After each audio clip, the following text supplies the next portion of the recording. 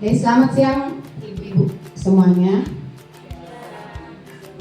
Alhamdulillah, puji syukur kita masih bisa berkumpul di sini. Assalamualaikum warahmatullahi wabarakatuh. Waalaikumsalam warahmatullahi wabarakatuh. Pertama saya mengucapkan terima kasih banyak karena sudah memberikan waktunya sebentar untuk kita presentasi.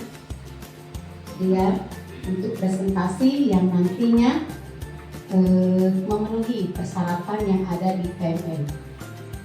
Nah, pada hari ini yang akan saya mau presentasikan adalah visi misi SDN 19 Lawang Kidul. Selama ini kita sudah berjalan lama, kita mengajar di sekolah ini sudah lama, tapi mungkin kita belum paham benar ya apa itu visi misi yang harus kita lakukan. Jadi setiap organisasi, satuan pendidikan itu pasti ada visi misi. Jadi tidak asal pemerintah itu membuat sekolah yang anak tinggal belajar begitu saja, tidak. Ya, jadi ada visi misi. Nah, pada hari ini kita akan membahas, kita akan mengenal dulu nantinya ya apa visi misi SDN 19 Lawang Kidul. The next, nah ini tadi maksud dan tujuan ya. Maksud tujuan adalah dalam rangka observasi kinerja kepala sekolah melalui PMN. Nah, sebagai upaya mempresentasikan visi misi dan presentasi satuan pendidikan yang berpusat pada peningkatan kualitas pembelajaran. Jadi intinya setiap satuan pendidikan mempunyai visi misi, intinya untuk itu meningkatkan kualitas pembelajaran. Jadi kita sebagai guru juga tidak asal mengajar, ya, tidak asal mengajar kita. Lanjut bukan? Nah, sekarang saya mau tanya dulu pada ibu-ibu. Menurut ibu-ibu, bagaimana jika satuan pendidikan tidak memiliki visi misi? Ada yang mau berkenan menjawabnya? Silakan. Gimana lah kalau sekolah kita ini cuma ngajar kok, gurunya cuma mengajar saja, muridnya belajar saja. Jadi apa tujuannya? Ada yang bisa? Boleh angkat tangan? Oh ya, silakan. Menurut saya, visi dan misi itu di suatu sekolah harus ada. Karena dengan adanya visi dan misi di suatu sekolah, maka sekolah tersebut memiliki tujuan untuk masa depannya. Apa yang akan dituju untuk tahun ajaran 2024 ini? Kita akan mencapai apa? Nah, dari situlah kita akan membuat visi misi sesuai dengan apa yang kita inginkan di tahun pelajaran yang sedang berjalan. Jadi menurut saya visi dan misi itu untuk menentukan arah kebijakan kita yang akan kita lalui untuk tahun berjalan. Hanya itu yang bisa saya sampaikan. Kasih plusan dulu dong untuk Ibu Kainan. Hebat, luar biasa. Jadi untuk menentukan arah ya. Jadi ada arah. Jadi sama dengan manusia. Kalau jalan tidak mungkin dia jalan nonong, tidak tahu kemana arahnya. Jadi sama dengan kita ya. Kalau kita ada visi misi berarti kita tahu kemana arah sekolah ini. Ada lagi yang lain, silakan. Bu, Beta silakan Beta. Bagaimana kalau di sekolah tidak ada visi misi? Visi misi kan sangat penting sekali di dalam suatu sekolah. Kalau suatu sekolah tidak ada visi misi, ya amburadul lah Bu. Pasti kita tidak akan terarah. Tujuan kita tidak tahu kita ini mau kemana. Jadi benar-benar visi dan misi sekolah itu sangat penting. Jadi intinya kita kalau tidak ada visi dan misi tidak akan terarah sekolah ini mau dibawa kemana. Ya, itu aja Bu. Oke, bagus. Terima kasih, jawabannya luar biasa. Kasih hapusan dulu dong. Iya, begitulah Ibu. Sama kita, semuanya kita ini ada visi misi. Ya, karena kita punya tujuan. Ada nanti yang akan kita capai. Jadi kalau seandainya tadi kalau di sekolah tidak memiliki visi misi, jalan di tempat. Anak mau pintar terserah, anak mau bodoh terserah. Pokoknya datang ke sekolah cuma ngajar. Padahal tugas kita sebagai guru bukan mengajar saja, ya. Kita mengajar, mendidik. Bahkan karakter sekarang kita harus benar-benar galakkan.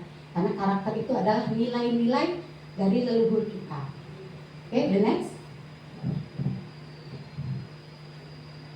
Nah, sekarang kita lihat dulu apa itu visi dan misi. Visi itu merupakan impian, harapan, cita-cita yang diinginkan oleh sekolah. Berarti kita punya harapan. Kira-kira nanti saya maunya murid saya di sini mendapatkan juara 1 tahfiz tingkat nasional, misalnya, ya. Impian kan? Nah, mau tercapai atau tidaknya, tapi kita sudah berusaha, ya kan? Tidak mungkin kita mau mencapai mimpi kita, tapi kita tidak ada usaha, ya. Jadi kita benar-benar ada impian. Oh, nantinya saya maunya begini. Nanti tahun ini saya harus begini. Jadi kita ada impian. Nah, sedangkan misi suatu langkah tahapan yang semuanya harus dilalui oleh lembaga yang bersangkutan untuk dapat mencapai visi yang utama. Jadi visi kita ada, nanti ada ya. Visi kita ada, apa visi kita nanti ada ya. Terus misi, langkah-langkah yang akan kita lakukan untuk mencapai visi. Ya, jadi misi dilakukan untuk mencapai visi. Jadi tahu ya Ibu ya, apa itu visi dan apa itu misi. Beda kan artinya kan? Nah, oke, the next Bu.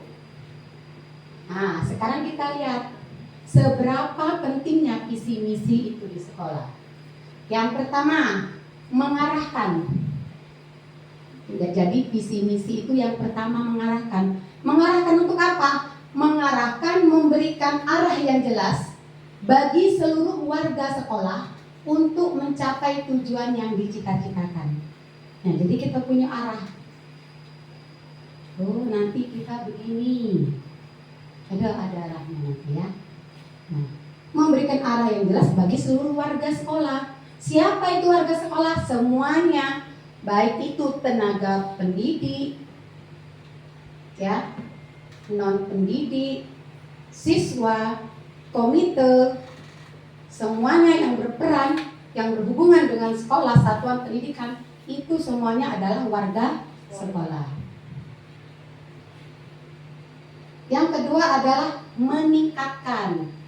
Meningkatkan apa? Dengan adanya visi misi, maka akan muncul ide-ide kreatif, inspiratif, maka warga sekolah akan terinspirasi, termotivasi untuk meningkatkan kompetensinya dalam mewujudkan visinya.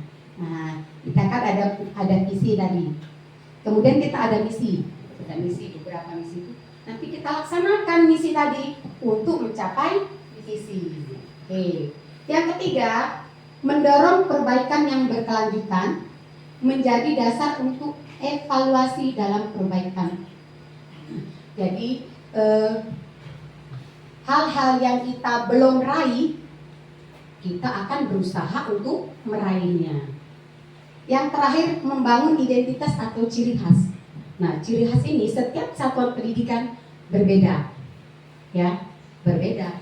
Walaupun ada kesamaan, karena setiap satuan pendidikan, khususnya sekolah, pasti tujuannya sama. Tapi ada pembedanya. Pembedanya tadi kita bisa lihat di visi dan misi. Oke, next Bu.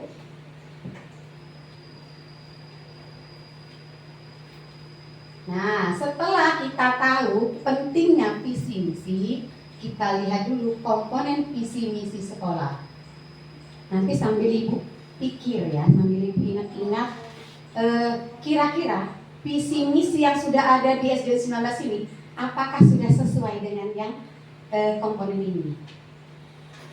Nah, ya, apa komponennya? Pertama yaitu tujuan yang strategis, tujuan yang strategis, tujuan yang akan dicapai dalam jangka panjang. Jadi kita kan ada jangka panjang, jangka pendek. Kita untuk ini dulu ya, ide dari Bu Sri. Gimana pendapat saya gini Bu ya, kalau untuk masalah sholat memang harus jadwal. Jadi setiap hari itu tentukan kelas dan petugasnya, atau misalnya jadi imam ditunjuk dari per kelas. Jadi gini, misalnya kelas 4 yang jadi azan sini. Nah itu untuk yang lebih tahu kan aku rasa Bu Uci kan. Nah jadi misalnya Senin itu kelas 4, si imamnya ini nah itu kan butuh bantuannya ibunya, Bu, anak ibu besok jadi imam, tolong dibantu di rumah. Itu saja penjelasan dari saya. Terima kasih. Masih ada ini lagi? Atau terangkum ya? Jadi unggul untuk melaksanakan ya sholat 5 waktu. Yang pertama ada catatan tadi sudah saya katakan. Untuk bukti kita buat tertulis. Jadi satu anak satu buku. Ya, satu buku. Kita koltapis kan sudah ada. Untuk hafalan surat-surat pendek sudah ada. Ya. Untuk sholat 5 waktu kita juga mengingatkan. Kita masukkan karakter beriman dan bertakwa. Berarti tidak boleh bohong. Ya. Kamu isi tinggal bilang saja ya. Siapa yang ini yang misalnya pagi tadi kamu sholat subuh atau tidak? Ibu tidak marah pertamanya, pas kita mancing anak. Ibu tidak marah, cuman kan yang marah kalau kamu tidak sholat kan bukan ibu. Yang marah itu langsung Allah. Gitu. Tadi pagi kamu sholat subuh dan nak? Jujur loh, ibu tidak mau, ibu tidak butuh sebenarnya. Kamu mau sholat atau tidak sholat, ibu tidak butuh. Sebenarnya yang butuh sholat itu kamu sendiri. Kita harus menanamkan kejujuran dulu sama anak. Ya, tidak apa-apa kamu isi yang ini. Kamu udah sholat, tidak apa-apa tulis tidak sholat. Ibu udah marah.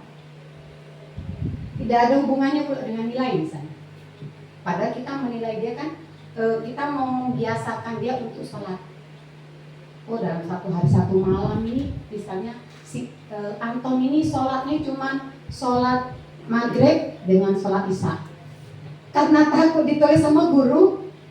Laju dia sholat zuhur, Bu, aku sholat zuhurnya Bu, itu harus dicontohin Bu. Jadi biar dia ada terpancing, ya, ada perubahan. Kita ngomong gini, nak kamu tidak sholat, ibu tidak ada urusannya. Ibu tuh cuma pengen tahu kamu tuh sholat atau tidak, itu saja. Urusannya bukan dengan ibu, kamu sholat atau tidak. Urusannya cuma sama yang di atas, gitu. Tapi kita harus menanamkan kejujuran. Ya, kita harus menanamkan kejujuran sama anak. Tinggal kamu jamin aja, saya sholat Bu, at least tidak kate masalah. Ya, gitu. Tapi ingat, satu anak satu buku, buku itu tetap ada di tempat kita. Ya, kita tulis saja hari tanggal, nama bukan satu nama ya, hari tanggal. Buat per bulan, 1 bulan. Ya, tinggal isa bukti kita. Jadi kita tujuannya juga untuk memacu anak untuk misi yang baik. Kalau saya tidak sholat hari ini berarti saya dikasih tanda silam atau dia kasih tanda negatif. Tapi kalau seandainya hari ini saya sholat, saya diconteng, berarti saya sholat. Tujuan kita untuk membiasakan dia sholat 5 waktu. Nanti itu saja ya. Selanjutnya, unggul dalam membaca dan menulis Al-Quran. Nah, ini apa yang harus kita lakukan sebagai pendidik untuk mewujudkan visi. Ini dia contoh konkretnya. Gurunya ikut penataran. Nah, coba Ibu setiap hari. Nah, apa yang harus kita lakukan? Ya, kita lakukan, kita misalnya mengikuti pelatihan penataran, webinar, rajin-rajin lihat YouTube. Ya kan itu nggak bisa pengetahuan semua itu ya. Sebenarnya kita rangkum dari cerita kita tadi sudah kita bisa rangkum. Kan contoh konkret, contoh nyata yang kita lakukan. Melaksanakan yang pertama tadi sholat zuhur. Kalau anaknya sholat, kita kan juga ikut sholat. Konkret kan nyata. Ya. Nah, anak mengaji kita juga mengaji. Nah, yang belum tercapai nih, aku udah gini. Anak-anak sudah marawis, gurunya belum marawis. Nah, ini kita buat tim. Ada loh ibu-ibu lagi ikut lomba marawis kan? Kita buat tim marawis nanti ya. Iya. Karena aku sudah tahu SD 7 itu sudah ada tim marawis ibu guru. Ya. Nanti kita yang tindakan, nanti kita cari jadwal yang tepat ya. Kalau hari Selasa kita tetap ngaji. Nanti jadwal marawisnya kita cari hari yang lain. Ya. Nah, materi. Nah, kalau pembina yang bina dia ngawasin, ya. Kehadiran anak-anak itu berapa persen, ya. Jangan sampai anak-anak tuh semakin lama semakin bosan. Nah, itu ya. Kalau menurut saya, kalau menurut saya, yang kita untuk mengurangi yang kata Mem Sri tadi, anak-anak banyak bermain, tidak keluar. Kan sekarang pramuka tidak diwajibkan, ya. Berarti kita cari nian yang senang nari, jangan harus semua nari semua. Pramuka tidak diwajibkan. Nah, school tidak diwajibkan. Iya, eskul pramuka itu kan siapa yang senang baik, siapa yang hobinya lah itu baru diajak. Jadi Hanya gini, ini ada misalnya ada orang yang lebih tua dari aku misalnya gitu kan, jalan kayak gini tidak berani, harus gini. Bukan berarti gini-gini sampai pendek itu bukan, ya. Untuk aku kayak gini sebentar lagi, ya. Itu akhlak, itu mulai hilang sekarang tuh anak-anak kita, ya. Atau setidaknya dengan orang yang lebih tua, permisi bu, maaf bu, sudah hilang. Satu lagi hal yang paling kecil, mengucapkan terima kasih. Ketika Sudah mulai hilang, itu ya. masih ada murid satu. Masih ada, tapi sudah kebanyakan siswa sudah beda. Ya. Ya, pada disitulah ya kita bisa melihat karakter anak. Kalau dia jadi kelas 1 Iya. sudah dipegang dia terima kasih. Makasih Bu, dari keluarga dia. Tapi tidak semua murid kita mengucapkan terima kasih. Tapi kita harus berpikir, ini kesalahan siapa lah ya? Kesalahan kita, kesalahan anak kita, kesalahan orang tuanya. Kita tidak tahu. Atau memang zamannya. Ini zaman apa namanya? Zaman digitalisasi. Nah, kebiasaan dari rumah, dari sekolah juga. Ya, dari sekolah kita menumbuhkan pembiasaan kecil seperti itu. Kalau dia mau keluar sudah ini, sini dulu nak. Ayo, kamu mau kemana nak? Aku mau kencing bu. Ibu ada tidak di kelas ini nak? Ada bu. Nah, udah permisi dulu. Soalnya kan permisi dulu. Ibu ini kan guru, ibu aku. Seharusnya permisi dulu. Itu untuk apa nak? Untuk belajar akhlak kita yang bagus, beretika, sopan santun. Ya, kita hanya jadi juga anak kayak gitu. Jadi pembiasaan kecil itu. Salah kebelat bu. Iya, kalau saya kencing di situ, kalau tak tahan lagi. Ya, ya. Jadi kita belajar juga, kita membiasakan anak-anak tadi. Udah saking sopannya penting celana. Nah, mungkin kalau anak takut dengan kita harus mikir, kenapa anak-anak ini takut sama saya? Apa saya monster gitu ya? Ya. Itu yang pertama ya. Jadi kita ini menjadi cerdas dan berkarakter adalah tujuan utama sebuah pendidikan. Percuma cerdas, percuma pinter, tapi tidak berkarakter. Ya. Nah, sehebat apapun dia nak jadi tentara, jadi dokter, tapi kalau akhlak,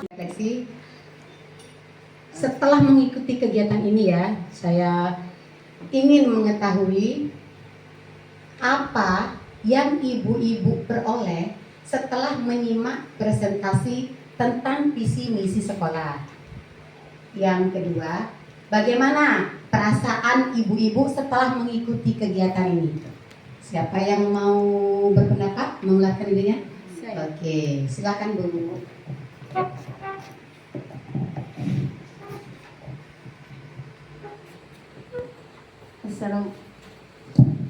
Assalamualaikum warahmatullahi wabarakatuh. Waalaikumsalam warahmatullahi Perkenalkan, saya Reni Juniarti. Saya ingin menjawab apa yang ditanyakan oleh Ibu Kepala Sekolah. Apa yang saya rasakan, apa yang saya peroleh setelah saya menyimak visi misi yang telah Ibu sampaikan. Yang saya peroleh dari visi misi yang Ibu sampaikan adalah saya menjadi tahu apa itu visi misi sekolah, tujuan sekolah, dan apa yang menjadi impian dari sekolah ini. Dan dari sini saya bisa untuk segera mengidentifikasi, bisa mengambil tindakan, bisa mengeksplor keterampilan anak, bisa mewujudkan dengan cara mengambil tindakan-tindakan agar anak-anak bisa berkreatif, bisa berketerampilan, dan bisa mewujudkan cita-citanya nanti. Nah, terus yang saya rasakan, saya menjadi lega, saya menjadi tahu, dan saya menjadi sangat senang dengan visi-visi ini, dengan visi misi ini. Saya bisa melanjutkan cita-cita, melanjutkan harapan dari sekolah ini untuk menggapai cita-cita di masa depan yang lebih tinggi dan lebih baik lagi. Sekian, wassalamualaikum warahmatullahi wabarakatuh. Waalaikumsalam. Yang lain ada, silakan yang mau mengeluarkan isi hatinya. Ayo Rita. Sudah ada. Ayo, siapa? Udah lengkap semua Reni. Ibu Painang mau mengeluarkan isi hatinya.